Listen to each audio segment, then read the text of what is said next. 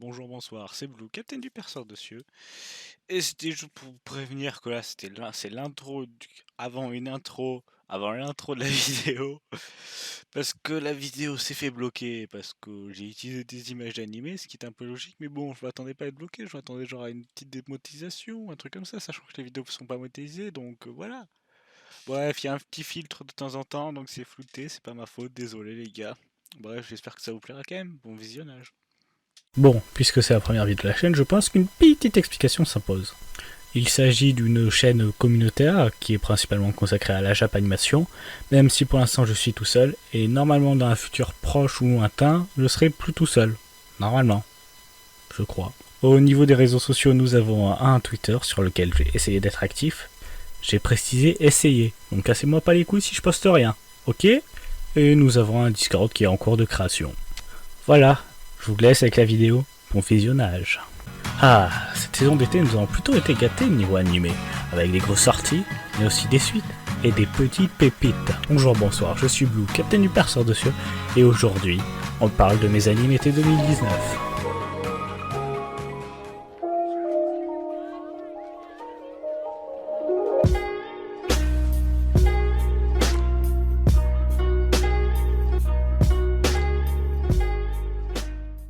Voici ma liste de ceux que j'ai regardés cet été, et à l'heure où je vous parle, aucun n'est fini. Bref, commençons par les plus connus. Et comme vous les connaissez déjà, on va pas s'attarder sur l'histoire.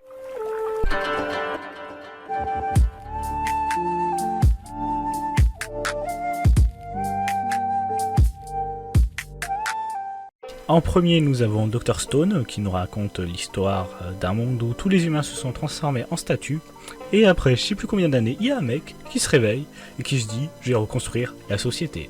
J'ai passé un bon moment sur cet animé, avec sa dose d'originalité et ses personnages uniques, donc je vous le recommande si vous ne l'avez toujours pas vu. Le second est bien évidemment Fire Force. On y suit un mec qui se nomme Shinra et qui fait du feu avec ses pieds. Oui, du feu.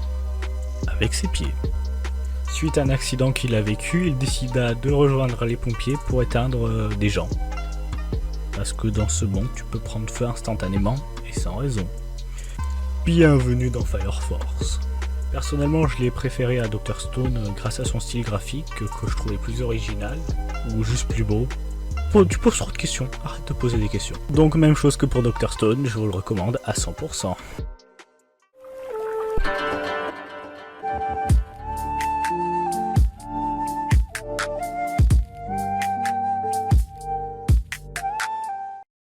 Il s'agit bien évidemment de la saison 2 de Danmachi, ou Danmaki, c'est comme vous préférez. Pour rappel, cet animé nous raconte les aventures de Belcranel dans un monde fantastique. Donc si vous l'avez toujours pas vu, et que vous êtes fan de Danmachi, foncez-y sans hésiter.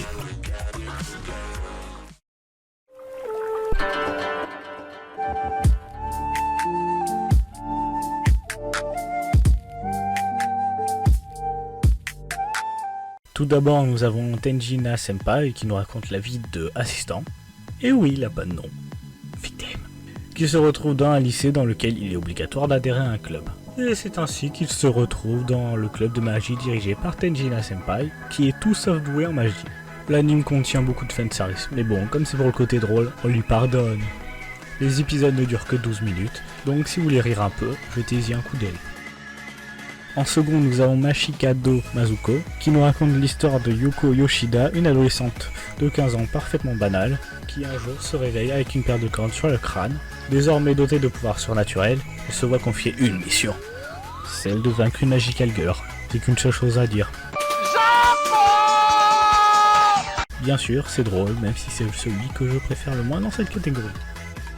En numéro 3, nous avons Sunan Tezuka, qui nous raconte l'histoire de 4 lycéennes avec des noms putainement imprononçables, je vous les affiche à l'écran parce que j'arrive pas moi, qui se retrouvent échoués sur une île déserte. Survie et fanservice sont bien évidemment au rendez-vous, et comme les épisodes ne font que 12 minutes, je vous le recommande. En quatrième, nous avons Donbolnan Kilo Motero. Il nous raconte l'histoire de Hibiki Sakura, une lycéenne qui veut perdre du poids pour l'été. Rien de plus normal. Elle se retrouve donc à aller dans une salle de sport du nom de Silver Gym. Avec le magnifique accent français, t'as vu? Elle y fera bien évidemment la rencontre avec son coach sportif. Bon, juste un extrait pour que vous cerniez le personnage. 何日か筋肉を休めて疲労が取れてから再度挑戦すればいいからね。そう、再度挑戦すれば再度サイドチェスト。なんだよこの爽やかイケメンフェイスからの合成写真みたいなゴリマッチョボディは素敵。 Bref, ça parle de sport, c'est drôle, ça n'a aucun sens. Donc si vous voulez rire et ou faire du sport, je vous le recommande. Bon, juste le titre. Voudrais-tu tomber amoureuse d'une perverse tant qu'elle est mignonne? Nous allons sur les couleurs. C'est l'histoire de Keiki qui, après avoir nettoyé la salle de son club, trouve une lettre d'amour qui lui est adressée. Et bien évidemment, elle est anonyme, et dedans, on trouve une culotte. Va-t-il découvrir en 12 épisodes l'identité de l'auteur? Pour le savoir, regardez l'animé. C'est juste du grand n'importe quoi, c'est drôle, hilarant, ça revient à la même chose, mais c'est pas grave. J'ai tellement ri devant cet animé que tous les précédents me semblent tellement fades, c'est impressionnant. Donc recommandation à 200%.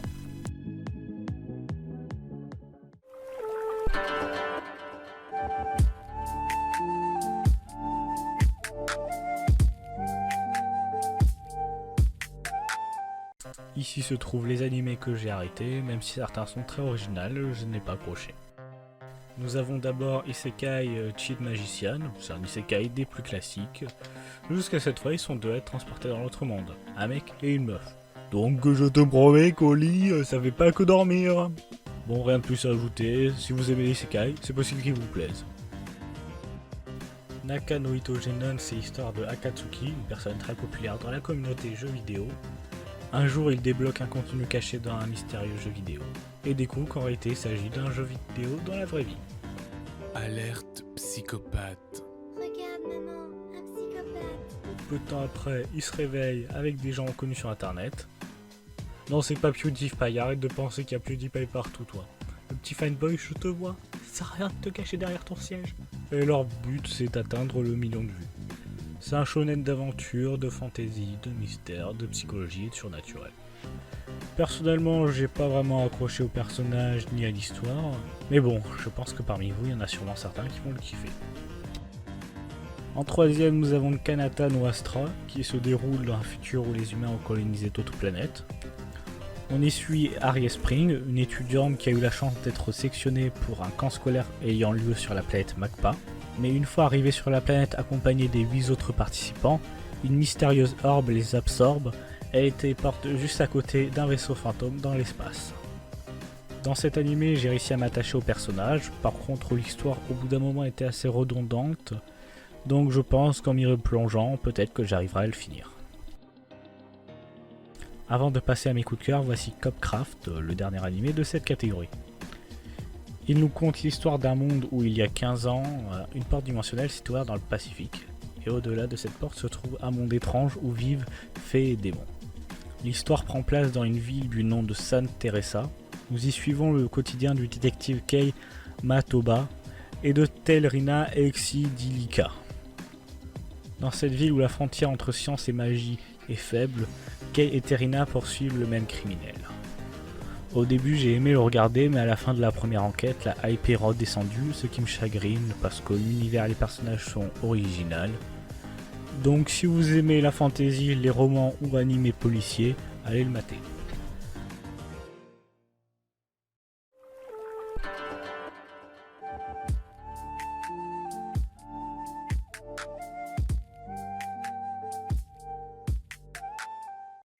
Ah, vous l'attendiez celle-là.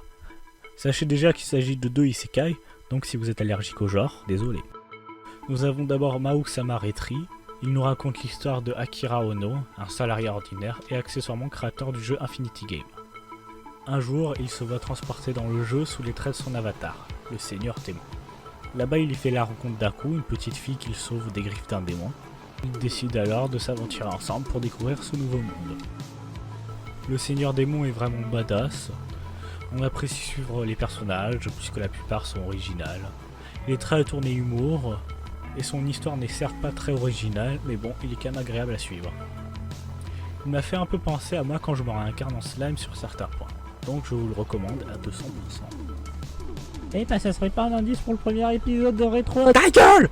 Et pour finir en beauté, un anime mitigé mais qui a réussi à se hisser à la première place de mes animés été 2019. Il s'agit bien évidemment d'Harry Fureta.